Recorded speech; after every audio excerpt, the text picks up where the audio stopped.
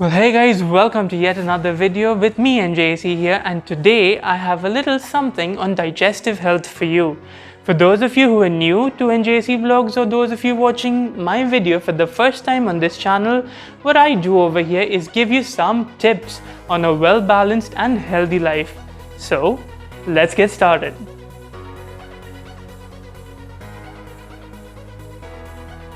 The digestive system is a group of organs that work together in order to convert the food we eat into nutrients and energy that our body needs.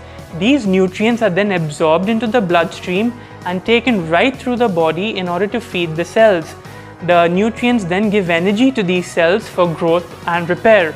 So whether it is the heart or the hormones, all the organs in the body require the nutrients that are produced in the digestive process, and therefore we require this digestive process to work perfectly fine.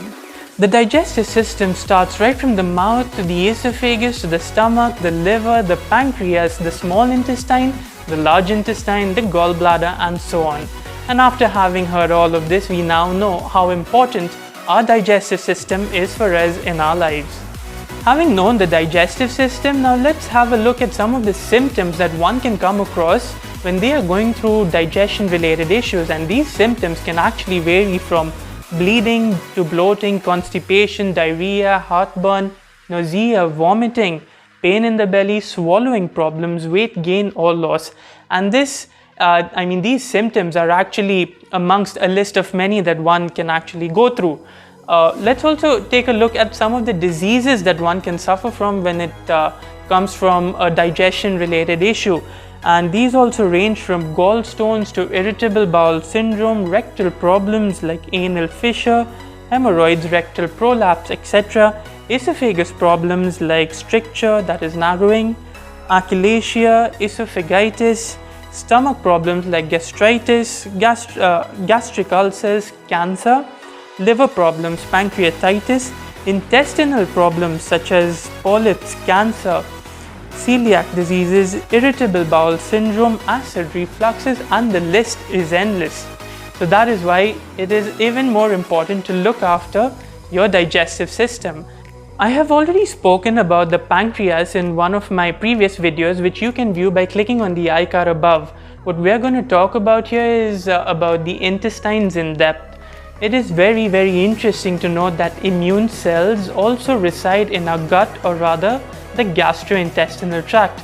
Now, gut health is very important in terms of different aspects of our lives, and it ranges from overall wellness to immune system health to weight, cognition, mood, and more.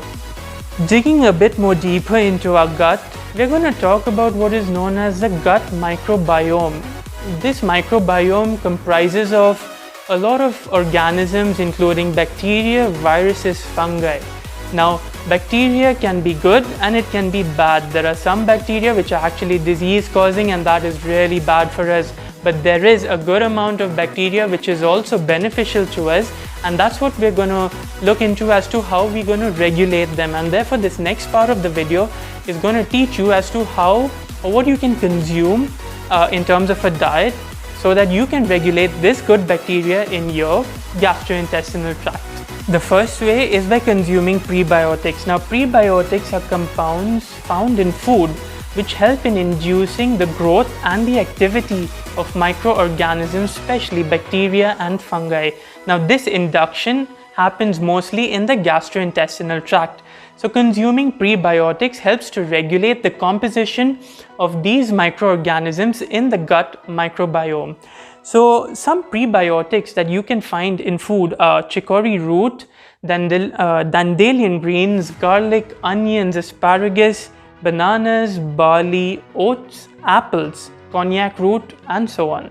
The next way is by consuming probiotics. Now, probiotics are the live bacteria or yeast which is already contained in the food that you may consume or the dietary supplements that you may consume.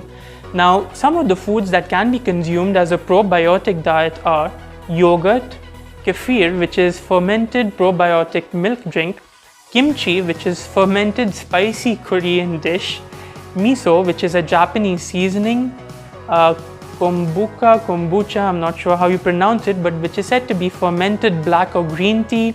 Pickles, also known as gherkins, which are basically cucumbers that have been pickled in a solution of salt and water. Traditional buttermilk is also one of them, and many more. These are some of the common ones. Now, that's as far as prebiotics and probiotics are concerned in terms of a diet that you can consume in order to look after your gut health. Now, going a little ahead, supposing you cannot consume either of the two diets that are mentioned here, which is recommended to you, I have a product in terms of a dietary supplement which actually gives you the best of both worlds. Yes, you heard that right.